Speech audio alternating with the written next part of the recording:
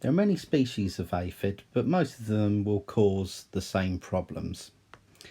Quite often your first sign of them will be leaf damage, and you'll notice it either on the top or bottom of the leaf, but quite normally both.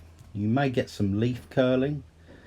You may also get a sticky honeydew, which is the excretion of the aphid. Sometimes you'll also see a black sooty mould that will grow on this excretion, this honeydew, and that is usually under sort of damp conditions. Aphids can be many colours. They're usually green, yellow, pink, black, greyish and brown. Aphids come in all sorts of sizes, normally around 2 mm in length, but can get up to 6 mm. What does make them quite difficult to diagnose sometimes is that they go through different stages of a cycle, where you might be seeing a larval stage and then you might be seeing a mature aphid, and they go through that very rapidly.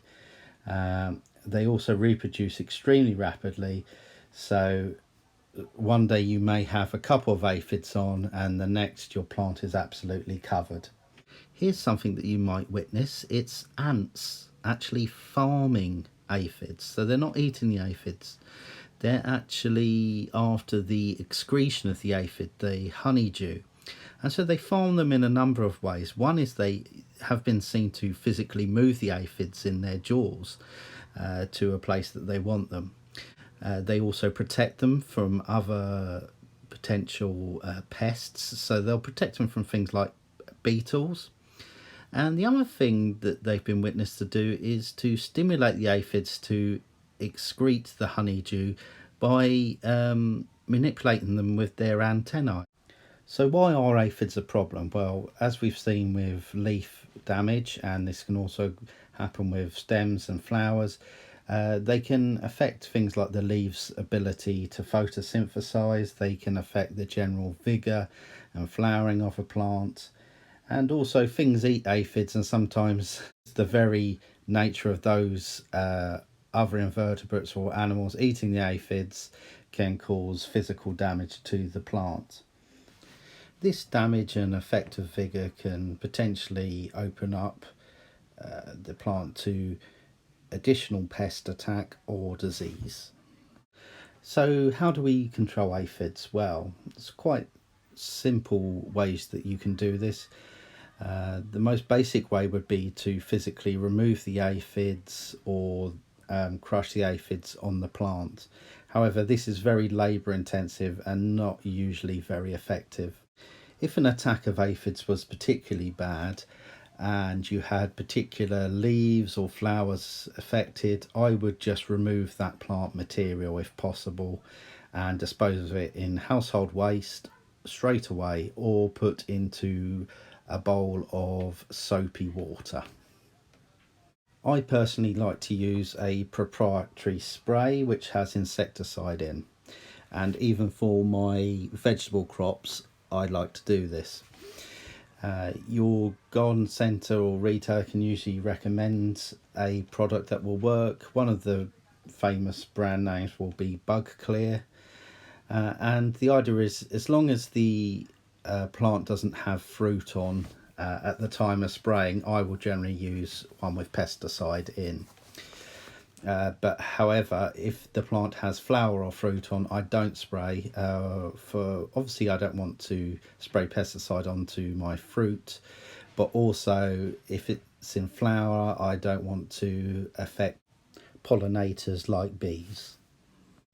There are lots of organic sprays you can use that you can get from DIY or garden centres, and they're all very good. I particularly like the ones which have growth stimulant in them. I don't find them as effective as a pesticide spray, but I do think that they're a good option if you want to garden organic, or if the plant is in flower or in fruit. One control commonly used is to make a weak washing up liquid and water solution and spray that directly onto the aphids themselves. It clogs the breathing pores in their backs and so we'll just kill them that way.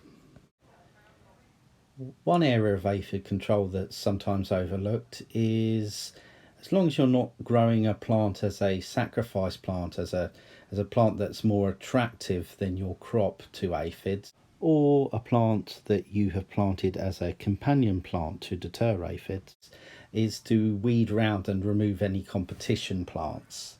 So have a good weed. Then you can remove a small layer of compost or soil from around the plant.